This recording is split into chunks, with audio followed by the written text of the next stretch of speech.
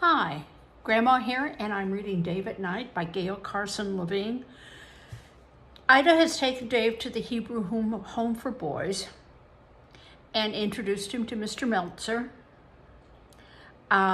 She signed the papers over, but Dave is determined he's not going to stay. So he has his suitcase and he's run away. Chapter 5. Hey, you! I had almost reached the lobby. I heard Mr. Meltzer pounding after me. The suitcase was slowing me down. I dropped it and sprinted for the door. Oh, the carving! My treasure box! I wheeled and dashed back. But before I got to the suitcase, Mr. Meltzer grabbed me. I struggled to reach it. If I could get it, I'd swing it into him. I'd knock him over and run. Stay still, you brat, he panted. I fought harder, but he held on. I couldn't get away. Now come. He walked me to my shoes, waited while I put them on. Then he walked me to my suitcase. Pick it up. He held my shoulders and eased me down to it without letting go for a second. He marched me back up the corridor to a door at the end. It opened onto an ordinary wooden staircase, not marble like the one in the lobby. We climbed up to the top floor, the third. It was slightly warmer up here, but the echoing silence was the same, and so was the ugly gray-green paint job on the walls. Mr. Meltzer stopped in front of a door and opened it while holding on to me. Inside was a nurse's office with a scale and a cot and a nurse's desk, which had a telephone on it. The nurse said hello and smiled like there was something to smile about. She weighed me, listened to my heart, looked at my ears. When she rippled through my hair for light, she said, I wish I had curls like yours. She asked me if I'd had the mumps, measles, chickenpox. I told her no, but I'd had hoof and mouth disease. When I was 8, she laughed, which didn't surprise me. Mr. Meltzer didn't, which didn't surprise me. She asked me if I had any brothers or sisters. I told her my papa had died in the same accident. I told her my brother had died in the same accident that killed Papa. When she finished examining me, she told me not to put my clothes back on. How old are you, 9? I said I was 14. Mr. Meltzer said I was 11. Small for your age. She went to a closet and came back carrying a pile of clothes and a pair of low boots, a new wardrobe. I like the clothes I came in with. Put on the uniform. Mr. Meltzer folded my old things and put them in my suitcase. We all wear uniforms here, the nurse said. Yeah, but her uniform showed she was a nurse. Mine would show I was an orphan. The yellowy white shirt was too big. I wondered if the kid who'd had it before me was still alive. The tie had gray, green, and purple stripes. The gray knickers were too big. I had to buckle the belt at the last hole to keep them on. The gray jacket was too big and it had no pockets. The knickers and the jacket were stiff enough for a coat of armor. Scratchy, too. The heels of the white socks came up to my ankles. Only the shoes fit. And now I'm going to stop here and we'll take a look at the picture. And these pants that he's wearing are called knickers. And boys often wore them. Men seldom wore them, other than in Germany, where they call them lederhosen or something. Orphans may come and orphans may go, the nurse said, but their clothing lasts forever. Mr. Meltzer picked up my suitcase and we left the nurse's office. In the hall, he said he was going to take me to meet Superintendent Bloom, who was in charge of the whole orphanage. Call him sir. He's not as nice as I am. Back downstairs, Mr. Meltzer knocked on the front door to the right of the lobby. Come in, a rumbly voice called. It was warm in his office, not hot, just right. Mr. Bloom was huge. His chest and head loomed over his desk like the Hebrew home for boys loomed over Broadway. He pushed back his chair and stood up. Scraping against the wall on the way, he walked around to my side of the desk, bent down to inspect me through thick spectacles.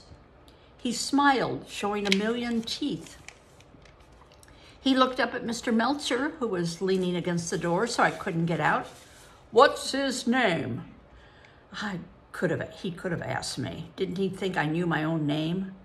"Dave Caros," Mr. Meltzer said. "Dave, you have my sympathy for your loss." What did I lose? Oh, Papa. "But no loss comes without gain. I like my boys to think of me as their papa." Mr. Bloom's smile disappeared. "A stern papa, because all good fathers are stern." I'd never think of this gorilla as my papa. "Look around this office," Mr. Bloom went on. "Take a good look." I looked. The room was oak-paneled. A telephone hung on the wall to the left of the desk. An electric log glowed in the fireplace on the opposite wall. A knick-knack case stood next to the fireplace. It was very fine, like something Papa could have made. The door had small glass panels separated by wooden latticing. "That's enough," Mr. Bloom said. "You don't want to be in this office again. Only bad boys see this office twice, and you're not a bad boy, are you?" I was supposed to say something. "I'm a good boy." "You're not a bad boy," he repeated, frowning. His glasses slipped sideways on his greasy nose. I already told him I wasn't. He reached behind him for the yardstick on his desk. What had I done? I turned to Mr. Meltzer, but he was looking at his shoes. He must be deaf. I spoke louder. "I'm a good boy." He raised the yardstick. Then I remembered, "Sir, I'm a good boy, sir." Some papa. Glad to hear that. He put the yardstick down. "Welcome to the home." We left the office and I felt cold again. Mr. Meltzer took me to the end of the hall and around the corner. He opened the third door on our right. A room full of boys dressed like me turned their heads to stare. The teacher said, "Another one?" Mr. Meltzer pulled me to a desk toward the back. I sat, keeping my eyes on my suitcase. "New boy, name's Dave Caros." Mr. Meltzer turned to leave. "My suitcase," I said, starting to stand. "It'll be under your bed." He left. It better be. The boy on my left was bouncing up and down in his seat. His right hand jerked from the inkwell to the notebook and back again. His left hand drummed on the side of the desk while both his knees pumped up and down. He leaned over, looked at the notebook. He was drawing violins.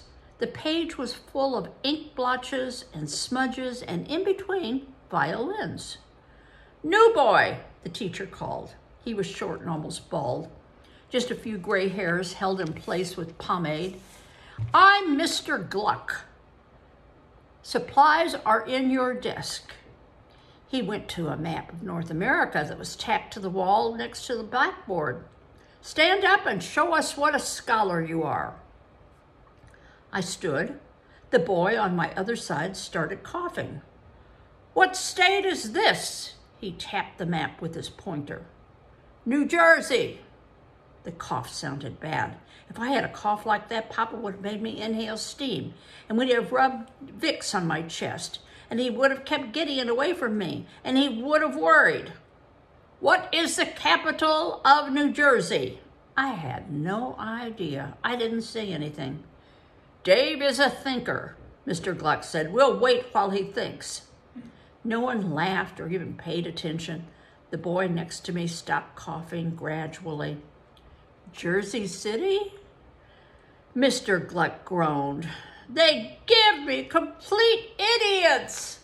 It's a task for a wizard, not a teacher." He walked to a spot 2 rows in front of me, where a pair of twins whispered across the aisle to each other. Holding one of them by the ear, Mr. Gluck returned to the front of the room and went on with his speech about what dopes we were. The twin with the captured ear crossed his eyes, tried to touch his nose with his tongue. I wasn't about to stand for hours waiting for the teacher to give me permission to sit. I sat and opened my desk. Inside were a notebook, a bottle of ink, a pen, a pencil, and 3 textbooks. Gideon would have pulled out the textbooks and started memorizing them. I took the notebook and the pen and ink. I wanted to try drawing violins, see if there was something special about doing it. A boy in the front row raised his hand. When Mr. Gluck called on him, he said, "I need the toilet." Mr. Gluck nodded and pointed at the boy next to the one who said he had to go. "Louis, you're monitor." They left the room. Facing away from Mr. Gluck, they were both grinning. I started to draw, but the jumpy kid turned to me and whispered, "I'm Mike, buddy." He held out his hand to shake. The hand was speckled with ink, and some of it was still wet. "So what?" I shook. "I'm Dave. Welcome to the HHB." I guess I looked puzzled. HHB, Hebrew Home for Boys.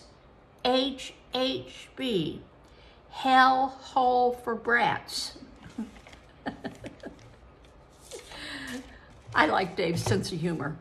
He's what many of us would call a resilient child.